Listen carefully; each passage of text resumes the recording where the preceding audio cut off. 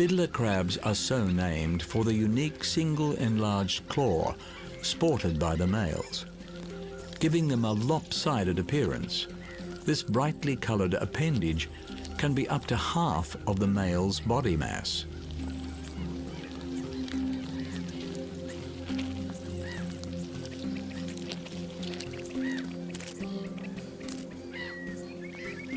When feeding and cleaning themselves with their more functional smaller claw, male fiddler crabs are thought to take on the motions of a violinist or fiddler at play. While males frequently fight with their greater claw, its primary purpose is to attract females.